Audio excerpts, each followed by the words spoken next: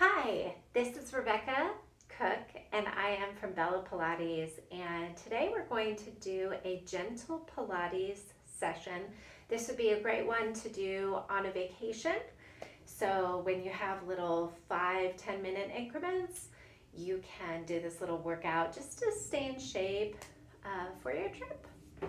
So we're going to start standing, and I know you can't see my head, but I'm going to stand as tall as possible, zipping up my abdominals, pulling in, and my feet and legs are in parallel.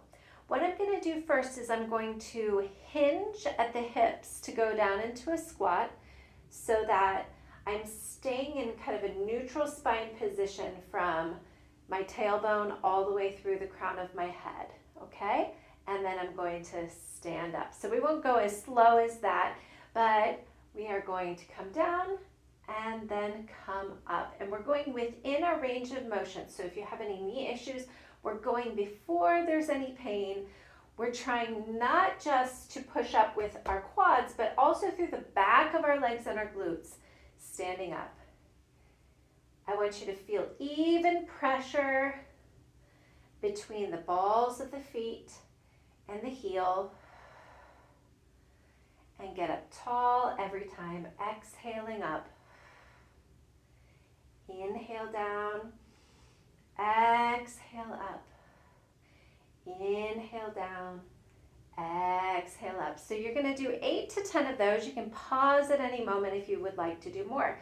You're going to keep your heels sits bones width apart, but turn out the legs. So you're in a little kind of Pilates V shape with the legs, but you're separated like this, okay? And we're gonna do the same thing. We hinge at the hips, staying neutral and coming back up.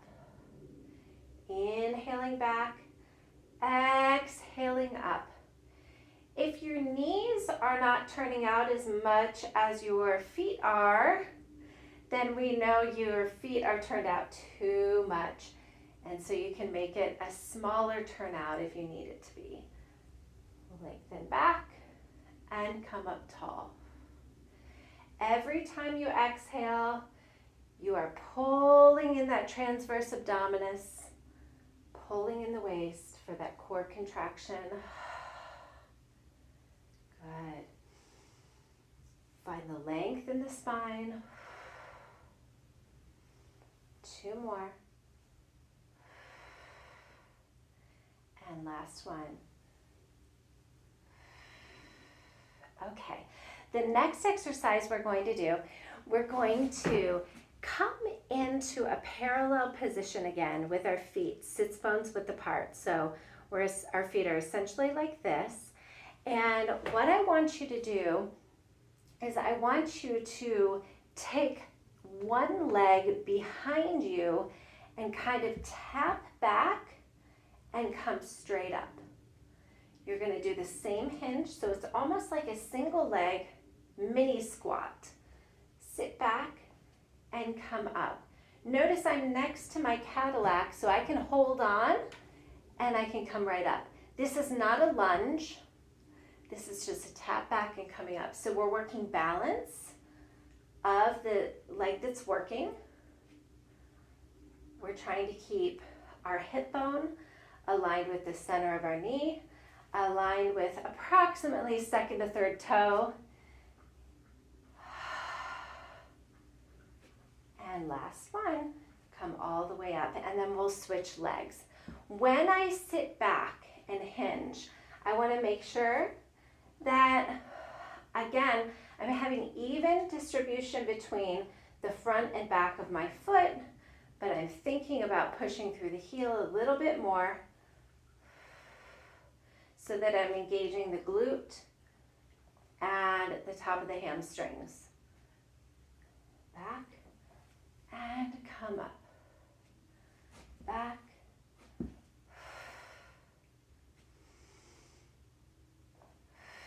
You can hold on to a wall or hold on to a chair if you need to while you're doing these. Okay, so 8 to 10 on each leg, and you're done with all of your leg work. Then we're going to come on to the floor if you brought a mat with you, or if you need to go ahead and lie down on a bed, that's just fine. Okay, I have a few clients who have an anteriorly tilted pelvis, okay? And what that means is that their hips, if I were standing up, are tilted forward, okay? And that makes your low back go into a hyperlordosis position. And so if you are one of those people who has that issue, I want you to put some sort of towel or pillow underneath your pelvis, okay? That's gonna help you get into more of a neutral spine. Sometimes it's better to imprint a little bit until your core gets stronger. So we're gonna lie down, our arms are next to our sides as best we can. We are keeping a 90-degree angle in the leg. We're gonna inhale to prepare. Exhale, try to lift the right leg without moving the pelvis. So I'm stabilizing, it's just floating up, and then I'm going to inhale it down again, and I'm going to try not to wiggle or move my pelvis. And then I exhale the other leg up. And inhale, lower down. When people start these, it's just called marching. We often just pick up the leg using the leg muscles or the hip flexors. And it's not that those muscles stop working, but I want to feel as if my core muscles are lifting my leg. So I am exhaling and tightening those up in order to lift my leg.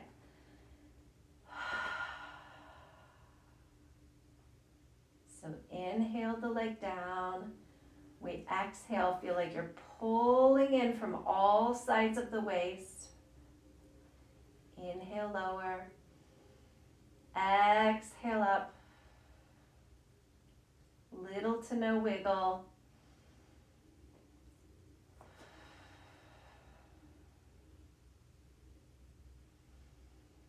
Beautiful. And literally that leg is just floating up. It's as if it levitates off the ground, but this is my powerhouse. This is where the movement is coming from.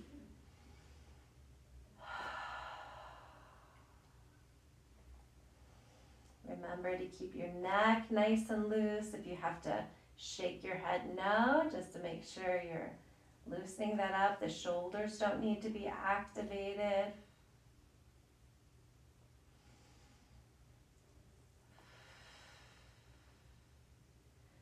Okay, so you can do anywhere from 6 to 10 of those. Okay, if you would like to do a little bit more advanced training, what you can do is you can lift both legs into what we call tabletop. So we're really trying to get a straight line of the femur bone. So that's a stacked bone right on top of your pelvis. And then the legs are in this position. For some people, if they're tight in their hamstrings, they may have to lengthen up just a little bit. But the idea is that I'm holding up my legs with my core muscles. All right? We breathe here. And we hold as long as we're able to. Some of you might only have 5 seconds that you can do it. Some might have all the way up to a minute or past. But you're going to get those muscles working. When you start feeling like you're using your legs or your hips or your glutes, then you're going to bring your legs down. Okay? So it was very good. We're going to keep the legs bent, and we're going to open up the legs, and then we're going to squeeze as if we're moving through oatmeal or moving through water. Inhale, open, and exhale, pull in. As I'm doing this, again, this is not just about the legs. It is about your core singeing into your imaginary center line in your waist. Inhale, open. And exhale, pull in. So it's if that pull in starts in your abdominals, in your core.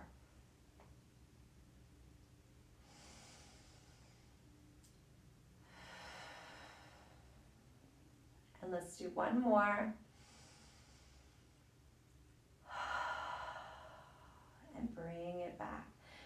widen your feet. We're going to go into a stretch. So you're going as wide as your feet can be comfortably. And what you're going to do is you're going to bring your arms either in sort of a football goal position with the arms bent or all the way out to the sides, palms up. It's completely up to you, whatever feels comfortable. You're going to rotate your left leg inward and you're going to reach that knee as far as you can. If your back is very tight, you're going to feel it in the back. If it's a little looser, you're going to feel it in the hip. And where we ideally want to feel it is right through this outward line of the top of the leg or your lateral quadricep muscle. Okay, and it should go all the way down. So what we're going to do is we're going to hold it for about 4 seconds, and then we're going to switch to the other side. So we just move gently and we rotate all within our range of motion. So notice the other leg is coming out to the side and relaxing, and then I go to the other side. Just a nice active stretch. And what's nice about this is that we're getting movement of that ball and socket joint of the hip in our external rotation and our internal rotation. And again. This is a wonderful stretch for people who get tight in their SI joint or tight in their in the outsides of their hips because maybe they walk externally rotated. And then when you're finished, you can come back to center. Okay, so that's the end of our abdominal work for now. Again, this is a very shortened version of Gentle Pilates for when you're on vacation. We're going to move to some arm work now. We're ready to do our arm work, and I'm going to have you imagine that I have a wall right in front of me. I'm actually at the tower end of my Cadillac, and what we're going to do is we're going to be situated a little bit away from the wall, but I really want to take my good neutral spine posture, and all I'm going to do is lean forward and tilt it. So notice that I'm not bending at the waist. I'm not swaying my back to come in. I'm just taking that nice long line and bringing it forward. Okay? So I'm forward. You may feel a little stretch in your calves if your calves are tight. You're going to spread your fingers wide, and we're going to go inward towards the wall into sort of a wall push-up. And then we're going to press out. And in. And press out. You can do these nice and slowly. Inhaling your air and exhaling out. Notice again that I'm not letting my back go in like this. I want a nice straight line. I want to keep this nice and centered.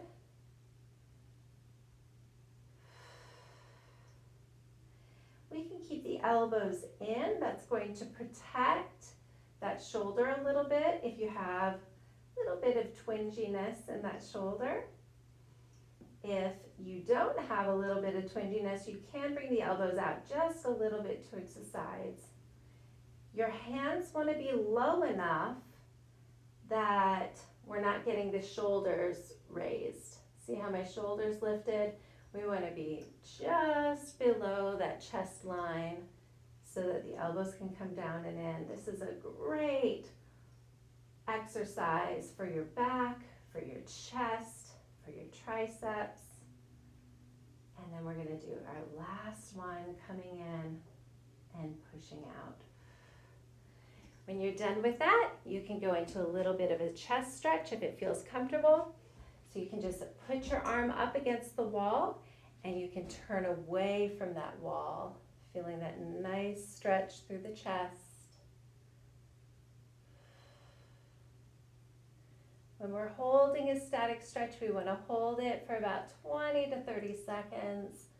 That allows our Golgi tendon organs within our muscles to release those muscle fibers. So if you've ever had this feeling like you're in a stretch and suddenly you could just release a little bit deeper, that's that Golgi tendon organ kicking in. We're gonna do the other side, so you can just turn around, turn away. I know I have my back towards you, but I'm still right here with you. Inhaling and exhaling through that stretch. You can even turn your head away. You'll get a little bit more stretch even through the neck.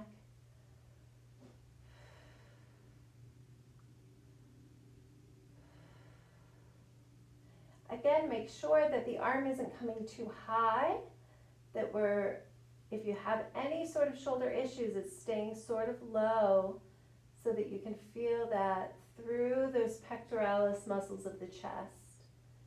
And then you're going to unwind. Thank you so much for joining me. Again, I am Rebecca Cook with Bella Pilates.